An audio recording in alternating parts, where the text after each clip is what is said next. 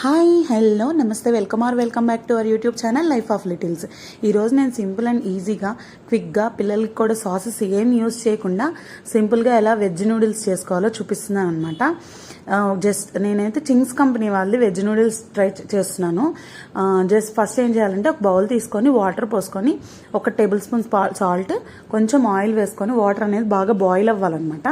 Boil అయిన తర్వాత stove అనేది ఆఫ్ చేసేసుకొని మనకి వెజ్ నూడిల్స్ తీసుకున్నాం కదా అది వాటర్లో వేసేసుకొని ఆవిరేం బయటికి పోకుండా మూత పెట్టేసి క్లోజ్ చేసుకోవాలి. 5 to 7 minutes పక్కన రెస్ట్ చేయాలన్నమాట, కదిలించకూడదు వాటిని. నెక్స్ట్ ఏం చేయాలంటే ఒక ప్యాన్ తీసుకొని ఆయిల్ వేసుకొని మీకు నచ్చిన వెజ్ చేసుకోవచ్చు. నేనైతే 2 గ్రీన్ చిల్లీస్, కొంచెం క్యాప్సికమ్, క్యారెట్, క్యాబేజీ, ఆనియన్స్ ఇవి వేసుకొని ఫ్రై చేసుకోవాలన్నమాట. ఇంకో టిప్ ఏంటంటే వెజ్జెస్ తొందరగా ఫ్రై అవ్వాలంటే కొంచెం లైట్గా సాల్ట్ స్ప్రింకిల్ చేసుకొని చేస్తే వెజ్జెస్ అనేవి తొందరగా ఫ్రై అవుతాయి. నెక్స్ట్ నేను కొంచెం స్పైసీగా చేస్తున్నానని కారం యూజ్ చేశాను. మీకు అవసరం అయితే గ్రీన్ చిల్లీస్ కారం సరిపోతుంది.